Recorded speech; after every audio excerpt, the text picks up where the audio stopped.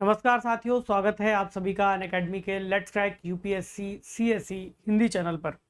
तो चुनाव संपन्न हो गए हैं और मैंने आपसे पहले भी कहा था कि चुनावों को लेकर के कई तरह के सवाल हैं जो हमें इस बार देखने और जानने को मिल रहे हैं। और अभी पिछले टॉपिक में हमने जेल के संबंध में निर्वाचित प्रतिनिधि के बारे में बात करी है। आज का हमारा टॉपिक रिलेटेड है 18वीं लोकसभा के संबंध में, क्योंकि इस बार जो लोकसभा का गठन होने जा रहा है वो 18वीं लोकसभा गठित होगी।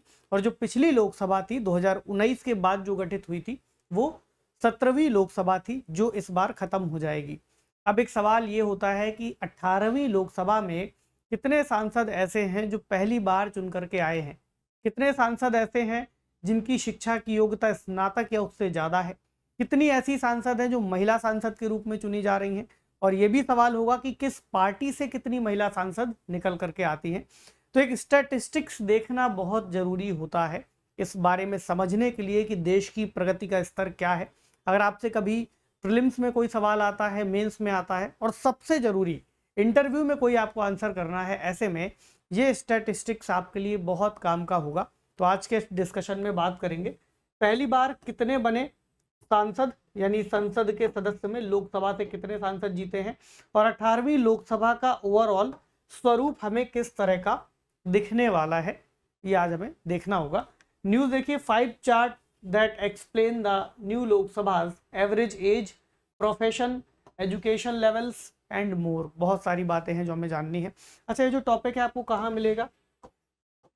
जीएस पेपर 2 में शासन व्यवस्था, शासन प्रणाली, संविधान,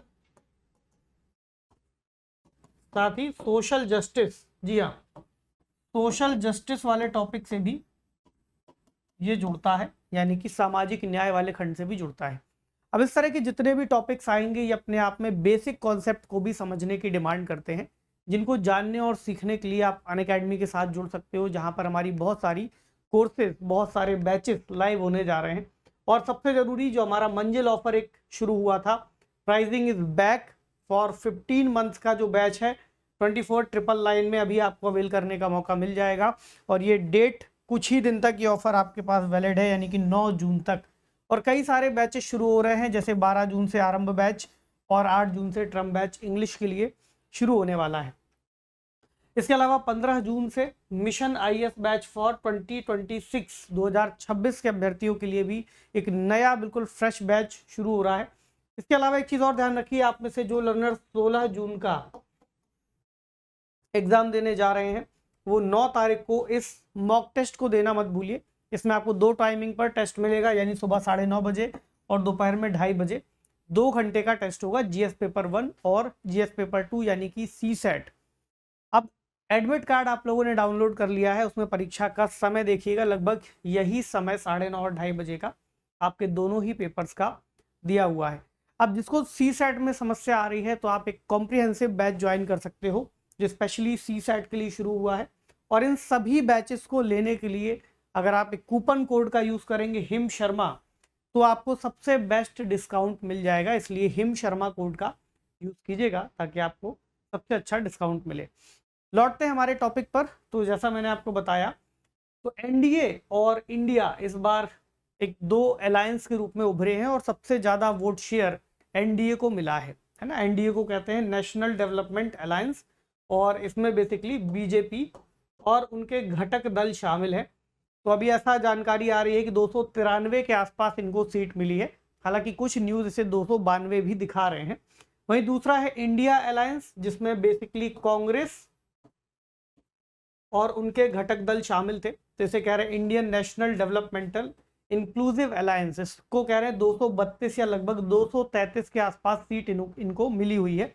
जैसे कि अगर आप डीडी न्यूज़ को देखेंगे तो इनका कहना है कि 292 सीट एनडीए को मिली है और इंडिया ब्लॉक को 233 सीट मिली हुई है। हालांकि थोड़ा बहुत डेटा इधर उधर है, मैं काफ़ी देर तक सर्च कर रहा था कि किसको क्या है, तो थोड़ा बहुत अंतर हमें देखने को मिल रहा है। बहरहाल इस अंतर पर हमें नहीं जाना, हमें ये समझना है कि जितनी भी टोटल 543 सीट्स पर इलेक्शन हुए हैं, इन 543 जो जनप्रतिनिधि हैं जो चुन करके आएंगे वो किस तरह से डिवाइड हमें दिखेंगे, उनका शिक्षा का स्तर क्या होगा, है ना।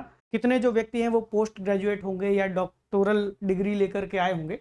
तो संसद सदस्य असल में हमारे लोकतंत्र में एक बहुत महत्वपूर्ण भूमिका निभाते हैं, क्योंकि हमारे यहाँ प्रत्यक्ष लोकतंत्र की जगह पर प्रतिनिधि लोकतंत्र का चयन किया गया है और हमारा संविधान इसका गठन करता है। तो भारत के लगभग जो 140 करोड़ नागरिक हैं वो चुन करके अपने प्रतिनिधियों को संसद में भेजते हैं और बेसिकली लोकसभा में भेजते हैं, जहां पर देश की पूरी पंचायत लगती है और देश के पंचायत के स्तर पर नियम और विकास के कार्य कल्याणकारी योजनाओं के साथ मिलकर के बनाए जाते हैं।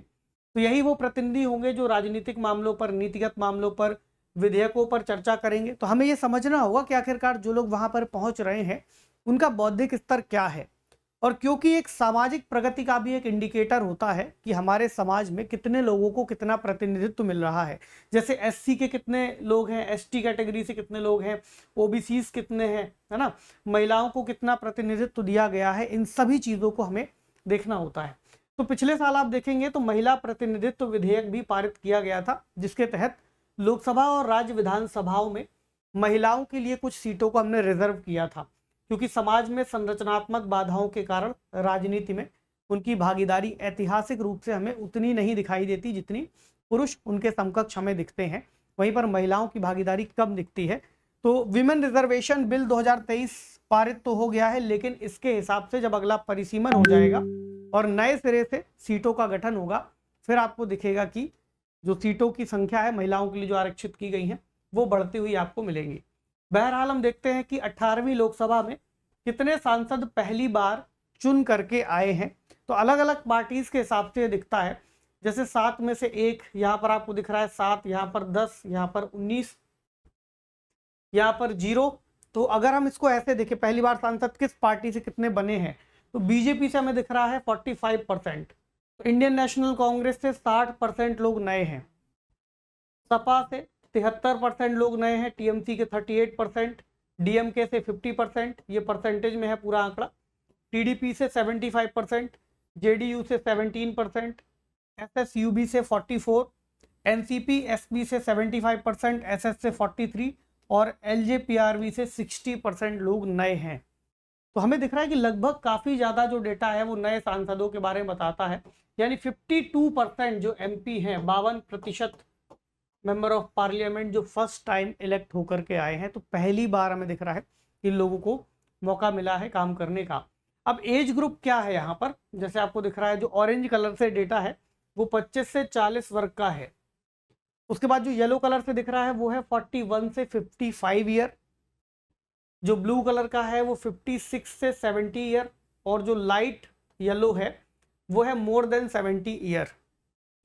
अब अगर हम 1952 से उठा करके देखें तो 1952 में जो आपको सबसे बड़ा ग्रुप दिख रहा है वो है 41 से 55 उम्र की आयु वर्ग के लोग। जब 1952 में पहली बार चुनाव हुआ तो 41 से 55 उम्र के लोग सबसे ज्यादा थे और 56 से 70 उम्र के लोग सबसे कम थे। अच्छा, इनका डेटा नहीं दिख रहा है, 70 वर्ष से ज़्यादा के उम्र के लोग वहाँ पर रहे भी होंगे तो इस डेटा में हमें नहीं दिख रहा है। अब इसके बाद अगर हम देखें इस डेटे में सबसे ज़्यादा अंतर आया कहाँ है, तो आप देखिए 1957 में, यानी जब अगला चुनाव हुआ तो जो सबसे ज़्यादा यंग पॉपुलेशन है यानी कि 25 से 40 वर्ग के लोग, वो सबसे ज़्यादा हमें दिखाई पड़ती है। और 2024 का इलेक्शन देखेंगे तो यहाँ पर ये संख्या सबसे कम से थोड़ी कम दिखती है, यानी कि इस बार अगर आप देखेंगे तो जो 70 वर्ष से ज़्यादा उम्र के लोग हैं उनका आंकड़ा काफ़ी ज़्यादा दिखाई देता है। तो 2 बार हमें ये ज़्यादा दिख रहा है, 2014 में और 2024 में, ठीक है। इसके अलावा 56 से 70 आयु वर्ग के लोग भी इस बार ठीक ठाक है और 41 से 55 आयु वर्ग के लोग भी ठीक ठाक दिख रहे हैं। और ओवरऑल अगर आप मेजॉरिटी देखो तो टोटल हमें दिखता है 41 से 70 वर्ष के लोग, 41 से 70 वर्ष के लोग सबसे ज़्यादा यहाँ पर इलेक्ट हुए हैं। इसके बाद नए लोकसभा सांसदों का शैक्षिक स्तर क्या है, एजुकेशनल ग्राउंड क्या है इनका,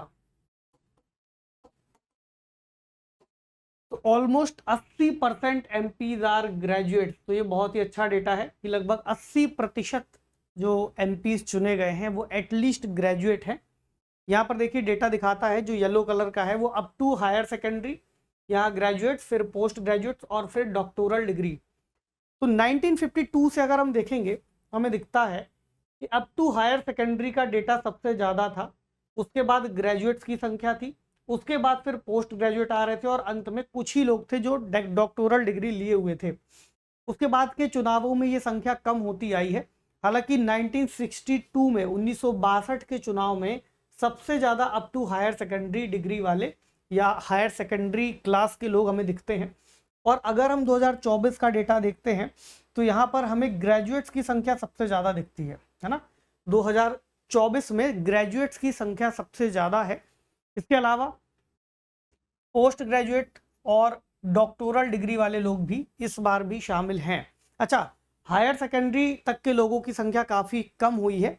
तो 5% ऑफ MPs इन 18वीं Lok Sabha have doctoral degrees, among them are 3 womens. तो जो 5% लोग हैं जिनके पास PhD है कम से कम, है ना, या डॉक्टोरल डिग्री उसे हम कहते हैं, तो उसमें से 3 महिलाएं हैं और 5% टोटल इस संख्या का हमें दिखता है।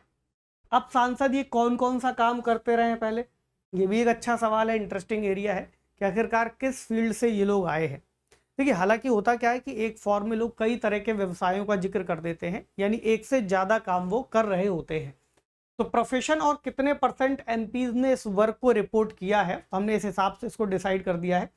सोशल वर्क में लगे हैं 48% MP, एग्रीकल्चरल वर्क में लगे हैं 37%, ट्रेड और बिजनेस में है 32%, law 7%, medicine 4%, art and entertainment से आए हैं 3%, टीचिंग में है 3% और गवर्नमेंट सर्विस से रिटायर है लगभग 2%। तो 7% MP 18वीं लोकसभा के लॉयर हैं, 4% मेडिकल प्रैक्टिशनर हैं, यानी जो डॉक्टरी लाइन से आते हैं। ठीक है, अच्छी बात है, काफ़ी ज़्यादा मिला जुला सा हमें एरिया दिख रहा है। अच्छा, इस बार भारत ने लोकसभा के लिए 74 महिला सांसदों को चुना है, यानी 74 महिला सांसद चुनी गई हैं। ये डेटा बहुत अच्छा है, लेकिन पिछली बार से थोड़ा कम है। 2019 की तुलना में 4 ये संख्या कम है। पिछली बार कितनी थी, लगभग 78। तो 1952 के हिसाब से देखेंगे तो बहुत अच्छा है, लगभग 52 महिलाएं ज़्यादा चुनी गई हैं।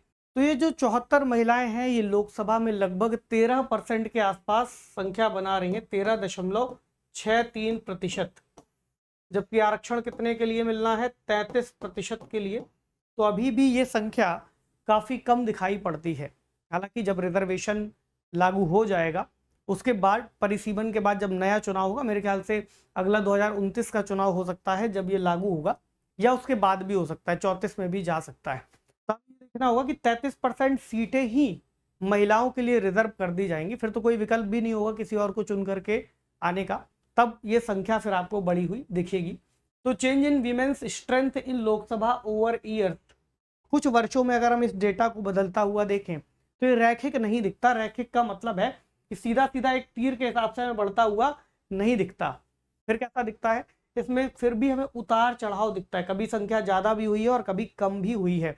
तो अगर 1952 के हम पहले चुनाव से देखेंगे तो लगभग 4.41% महिलाएं ही लोकसभा में चुनी गई थी। उसके बाद इसमें कुछ सालों तक वृद्धि हुई, जैसे 57 में बढ़ा, 62 में बढ़ा, फिर 67 में इसमें गिरावट आने लगी और 71 में भी गिरावट आई और 77 में भी गिरावट आई। सबसे कम महिलाओं का प्रतिनिधित्व तो उस समय था जब हमारी प्रधानमंत्री एक महिला थी, यानी इंदिरा गांधी जी के समय में। तो हमें कम दिख रहा है, 71 से 77 तक 4.2% और 3.51% 1977 में। फिर इसमें उछाल आया है और 1984 में 8.17% तक पहुंचा है। उसके बाद फिर गिरावट आ गई 89 में और फिर ये बढ़ा और फिर घटा। अच्छा, इसने दहाई का आंकड़ा प्राप्त किया है 2009 में, जब ये संख्या 10.68% तक पहुंची। अब तक का सबसे ज़्यादा जो रिकॉर्डेड है वो है 2019 का चुनाव, जब ये संख्या 14.36% हो गई थी। इस बार आंकड़ा थोड़ा गिर गया है और 13.63% 2024 में हमें दिखाई पड़ता है।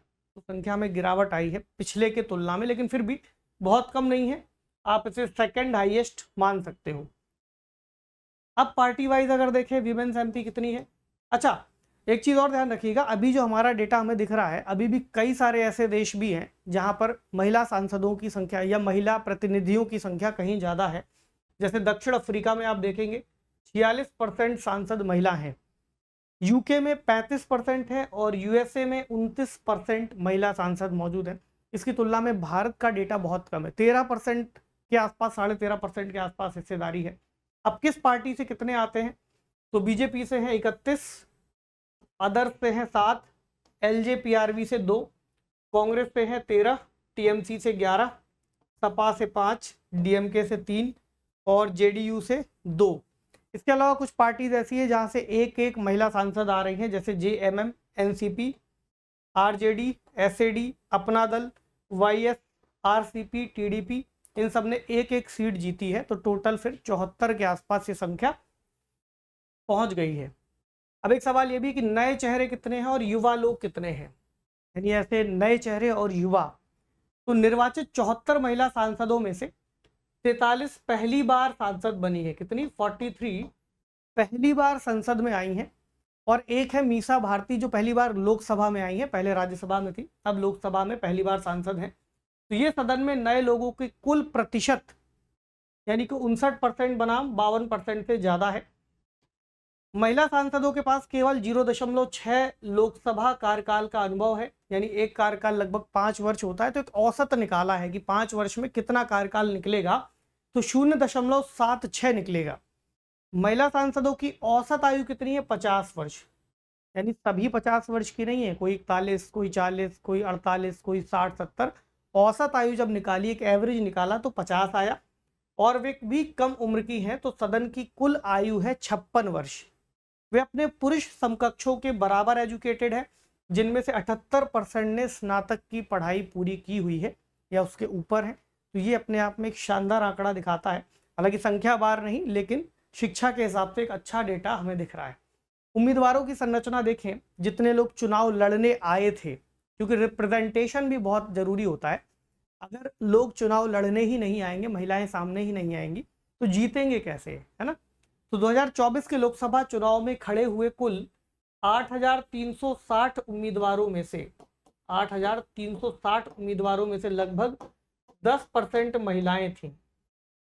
और समय के साथ संख्या बढ़ी भी है। 1957 में अगर देखेंगे तो 3% था यही डेटा, और पहली बार जब महिला उम्मीदवारों का अनुपात 10% तक पहुंच गया है, तो ये भी इस बार 2024 में पहली बार ही है। भाजपा के लगभग 16% महिलाएं उम्मीदवार थी, कांग्रेस में 13% थी, और दोनों ही कुल औसत से अभी तक का ज़्यादा डेटा हमें दिखाता है। स्टैटिस्टिक्स देखना बहुत इंटरेस्टिंग भी होता है, और कई बार बहुत गहरी बातों को हमारे सामने लेकर के भी आ जाता है। मतलब बहुत सारी ऐसी बातें जो आमतौर पर हम ध्यान नहीं दे पाते। उत्तर लिखते समय अगर आप इन बिंदुओं में से किसी का जिक्र करते हैं मेंस में, अपने आप में एक शानदार उत्तर आपका माना जाएगा। तो आते हैं इस टॉपिक के बाद एक सवाल पर।